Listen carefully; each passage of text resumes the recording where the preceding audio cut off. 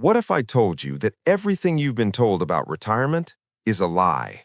Not a small lie, not a little miscalculation, a generational lie that has quietly destroyed the financial future of millions of people, and nobody is talking about it. Here's the scary part. You might be following all the rules right now, saving money, working hard, doing everything they told you to do, and you're still going to end up broke at 70. I know that sounds dramatic, but stay with me for the next 10 minutes because what I'm about to show you in cold, hard numbers will completely change how you think about money, retirement, and your future. And if you leave before the end, you'll miss the one thing that actually separates people who retire comfortably from people who are still working at 75 just to pay their grocery bills. Let's get into it. For decades, people have been chasing one number, $1 million. It became the symbol of success, the finish line, the magic number that means you've made it, that you can finally stop working, relax, and enjoy the life you worked so hard to build. Financial advisors repeat it. Your parents probably said it. The internet is obsessed with it. If you can just save $1 million, you're set. But here's what nobody tells you. Almost nobody actually gets there. And I don't mean nobody as in it's hard but possible. I mean statistically, when you look at the real numbers, the actual retirement accounts of real people, the gap between the dream and the reality is so massive it will make your stomach drop.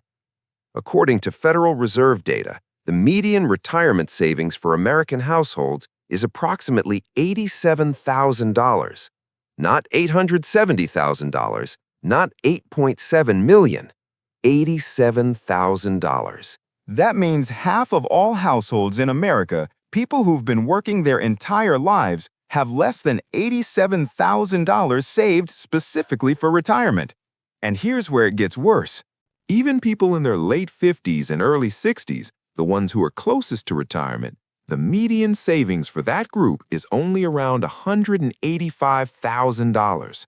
$185,000 to retire on for potentially 20 to 30 years. Let that sit for a second. Now let's talk about millionaires. You've probably heard that roughly 7% of Americans are millionaires, and that sounds impressive, right? 7 out of every 100 people. But here's the number nobody talks about. When you filter that down to people who have $1 million specifically saved for retirement, not their house, not their car, not their business, just actual retirement savings, that number drops to 2.6%. 2.6%. Out of every 100 people you know, your friends, your family, your coworkers, only 2 or 3 of them have hit 7 figures in their retirement accounts. That's it. Now, I want to be fair here. Being a net worth millionaire, even if most of it comes from your home, is still an achievement. It means years of discipline, consistency, and smart decisions. But here's the critical distinction that most people completely miss. There is a massive difference between wealth on paper and money you can actually live on. $1 million locked inside your house doesn't pay your electric bill. It doesn't buy your medication. It doesn't fund your grandchildren's birthday gifts. Not unless you sell it, borrow against it, or downsize. And at 70 years old, how easy do you think that is? This is the trap, and tens of millions of people are walking straight into it, completely unaware. Okay, let's say you're one of the lucky ones. Let's say you actually made it. You've got $1 million sitting in your retirement account. You did it. Now what? Using a standard 4 to 5% withdrawal rate, which is what most financial planners recommend to make your money last, that $1 million generates about $40,000 to $50,000 per year before taxes. That's not a vacation home in Florida. That's not first-class flights and fancy dinners. That's rent or a mortgage, groceries, utilities, car insurance, a dentist visit you keep putting off. That's a modest life. A comfortable life, yes, but not the retirement most people dream about when they're grinding through their 40s and 50s. Now add Social Security. The average benefit is about $1,900 a month, roughly $23,000 a year per person. For a couple, that's close to $46,000 combined. Put it all together, $1 million in savings plus Social Security, and you're looking at roughly $86,000 to $96,000 per year as a household. Comfortable? Absolutely. Luxurious? Not even close. Secure? Yes, if you get there. But remember, most people won't have anywhere near $1 million saved. Most people are retiring on $185,000 and a prayer. That's the gap.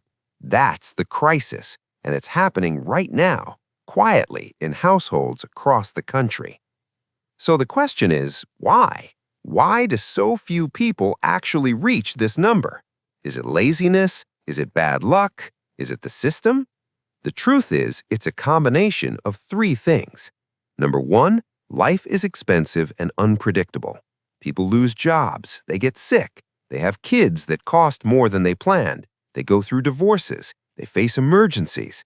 Life doesn't pause your retirement savings plan while you deal with real life. And most people, when they're forced to choose between this month's bills and their future savings, they choose survival every single time. That's not weakness, that's being human. Number two, lifestyle inflation is silent and deadly.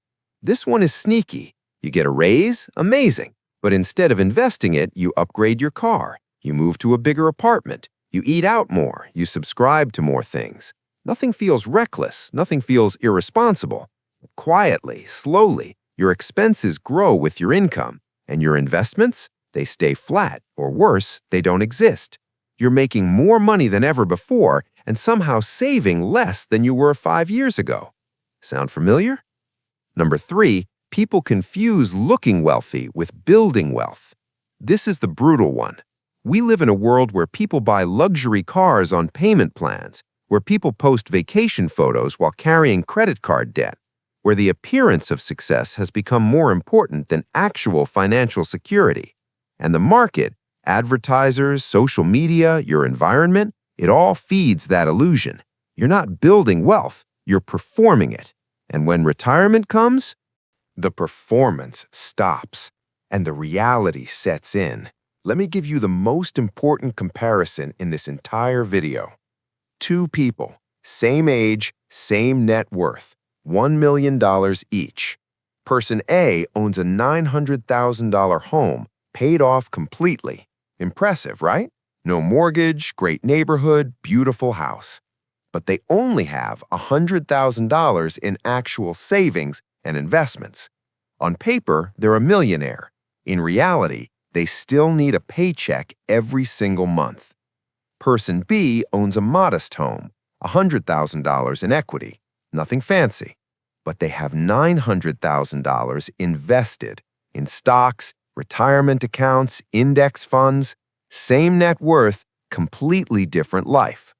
Person B can stop working tomorrow if they want. Their money generates income every single month. It compounds, it grows, it works for them while they sleep. Person A, they're trapped in a beautiful house with the financial stress of someone who hasn't saved nearly enough.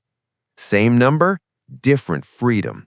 And this is why the type of wealth you build matters just as much as the amount.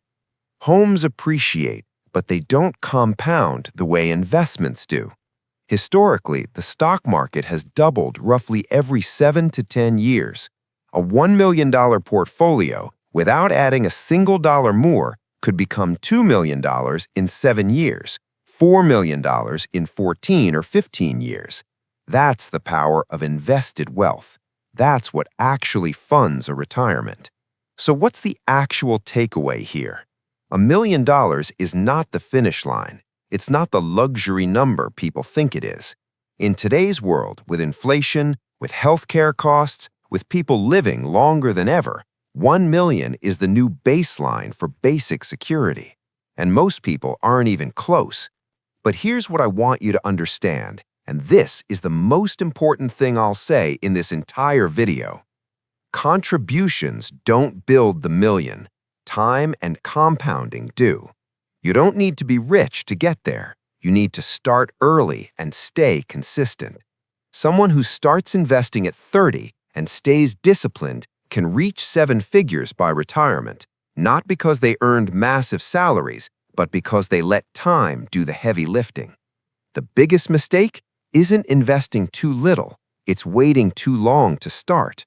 Every year you delay, you don't just lose that year's contributions, you lose the decades of compounding growth that money would have generated. The second biggest mistake is building wealth in the wrong places, putting everything into your home, your car, things that look good but don't generate income. Real retirement readiness isn't about your net worth number, it's about cash flow. How much money shows up in your account every single month without you working for it. That's the engine. Everything else is just decoration. Most people will watch this video, nod along, and then go back to doing exactly what they were doing before. And in 30 years, they'll wonder why retirement feels impossible. Don't be that person. The information is out here, the tools exist, the math works in your favor, but only if you start. So here's what I want you to do right now. 1. Share this video with someone you care about, because most people won't learn this until it's too late. 2. Drop a comment and tell me, what's your biggest financial goal right now? I read every single one. And 3. Subscribe, because this channel exists for one reason, to give you the financial clarity that nobody else is talking about. See you in the next one.